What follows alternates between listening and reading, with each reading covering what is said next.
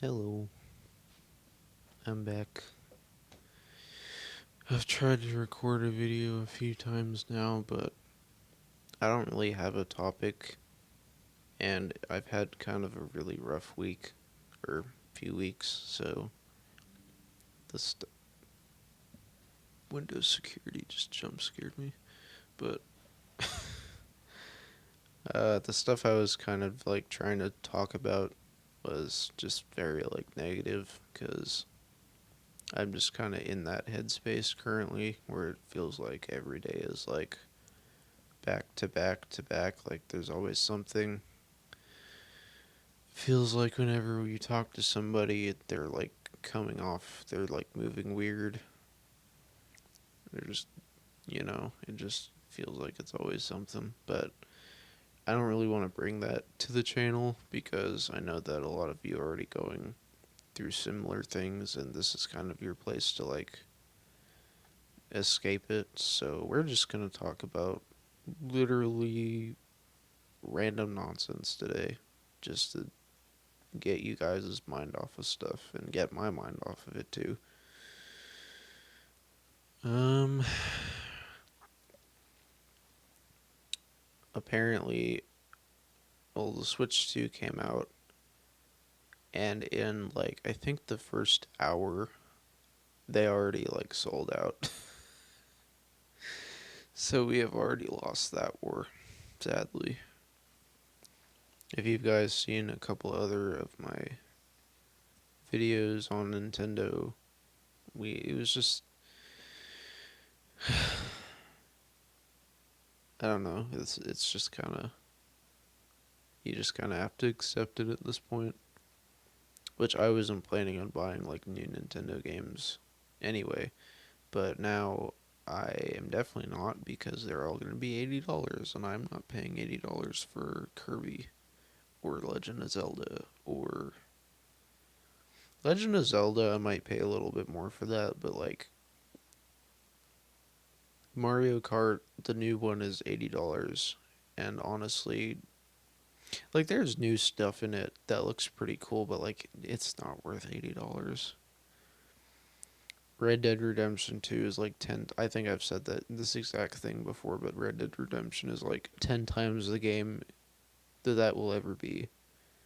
Perfect like character dialogue, perfect like NPC interactions, multiple ways to go about the story, very complex, and it was like $60.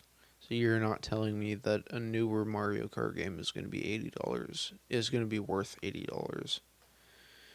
But I could see maybe like Legend of Zelda being a little bit more if they really like made it a more like complex, like story driven, like multiple ways you can go about it type of game. Just like a kind of go back to their RPG roots, honestly.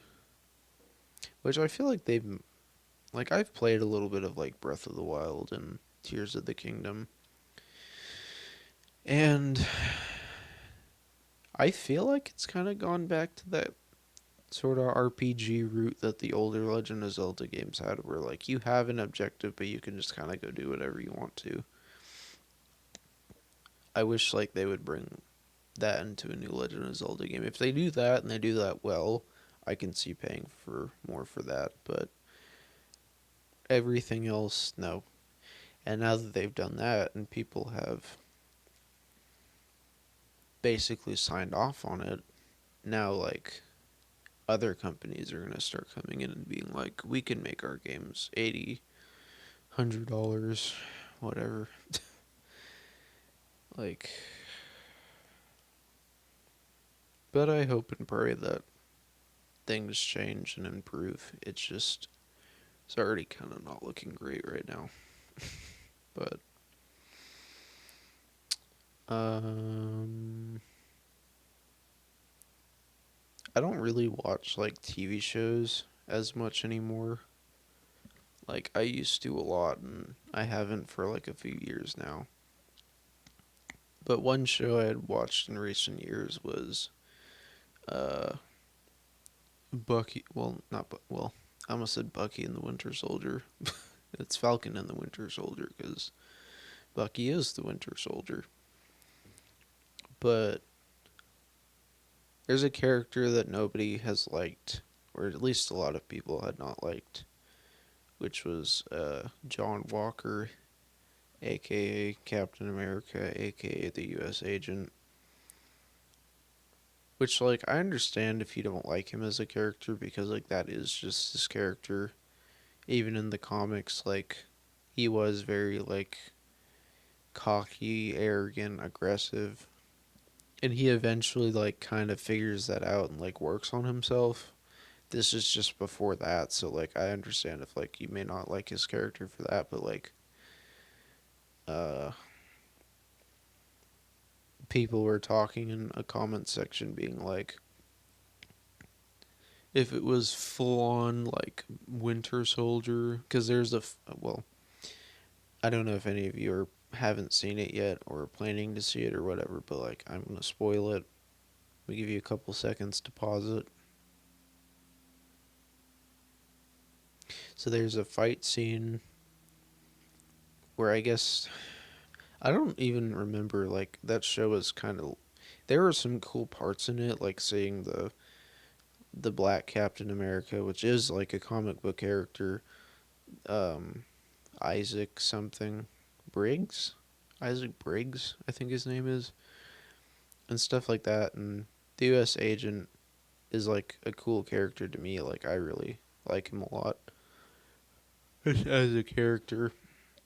Like, he's canonically stronger than Steve, and, like, I don't know. Overall, I think he's pretty cool. But people were saying that if it was like OG Winter Soldier, that he'd, like, kill John Walker. Personally, I don't think so, because, like, it seems like they've given. I know he got, like, he had some hard knocks during the show, especially before he got the super soldier serum. But, like, so far from what I've seen from, like, the Thunderbolts, they given him some more fighting ability, especially that scene against Taskmaster. Like, he was dog walking her, which, but, like, if he was, like, full on U.S. agent, like comic book status U.S. agent, like, he would have, like, people are like, well, because I said that he'd take off Winter Soldier's arm with his shield and, like, beat his head in, and people were like, you do understand that his arm is fused, and he would, like, rip it out. Like, if it was like, if you're talking like Winter Soldier versus, like, just full on U.S. agent, like, U.S. agent bodies him, and I have no shame in saying that because he is canonically stronger than Steve, and Steve and him were pretty evenly matched. And while maybe Steve has more fighting experience than U.S. Agent, I still feel like U.S. Agent dog walks Winter Soldier, and it's not even close. And anybody saying that Winter Soldier would win just likes Bucky. Like, probably a little too much. You probably like the actor a little too much. That's my opinion, though. But, I just looked at my desk and saw that I have a Starbucks gift card that I haven't used. It will not show the code. Actually, I just won't show it, but it's $15. I actually, at some point, might get a coffee. Probably not today, though, because I've already had like 2 cups of coffee. I've been getting really into matcha lately, which, I'll say this, if you don't like matcha, you're probably in the same boat as people who don't like mint chocolate chip ice cream. Diversify your palate, grow as a person. Do not have the palate of a 2-year-old, and you will enjoy the finer things in life if you'll only embrace mint chocolate chip ice cream and Which I don't even then like. People are like, well, it tastes like toothpaste. One, it, it's mint chocolate chip ice cream. The name is everything that's in the ice cream's in the name.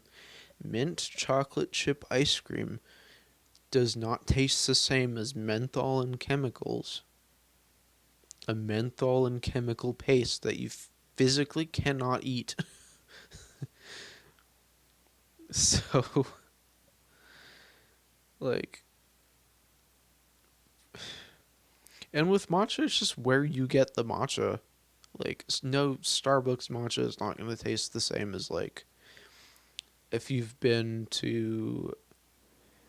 It's in the area where, like, Black Wall Street is basically in downtown Tulsa. There's a place called Fulton Street. It's like a black owned coffee shop. Their matcha is like the best I've had. And one that comes close to it is actually um, the Latte Factory in Woodland Hills Mall, which I that's like the closest one that I've had to it. Like, but Fulton Street is still like all time favorite. You just need to get it from like Fulton Street and Starbucks is like a night and day difference. You just need to get it from like a good place. Starbucks does not make the best matcha. They don't even really their coffee's good, but like you could get better from somewhere else. Like it's pretty like base tier quality. Which if you get that literally every single day, you might have a problem with me saying that, but you just need to broaden your tastes. That's all I can tell you. Um,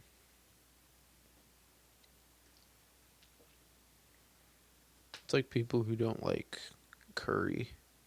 And I'm looking at my friend when I say this because all he's ever tried is Indian curry, which is like there's as far as I know, there's three different types of there's three different types of curry. As far as I know, these are at least the ones that I've tasted. There's Trini curry, which is what I'm used to having because I'm part Trini. There's Indian curry, and there's Japanese curry. Trini curry is a little runny. It's a lot more flavorful. It's not as spicy. East Indian curry is just spice. It's just like heat. There's not as much flavor. And then Japanese curry is like kind of a richer, almost like sweeter kind of curry. If you've had it in like, there's a place in the mall that had like curry chicken fries. It was like Japanese curry chicken fries. If you have it on that or like, um, I think there's a Thai like taco place honestly that has like curry chicken wraps, and then like there's obviously like katsu curry, but like those types of meals are really really good. But I would say on that list, East Indian curry is like the least flavorful in my opinion. So that's all the time I have for today, though. If you guys liked the video, like, comment, and subscribe. Hit the notification bell.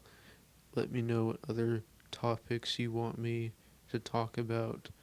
I'm moving like this because I've had a little bit of behind the scenes issues and it's a little stressful, but if you guys liked the video, let me know. And I'll see you guys tomorrow.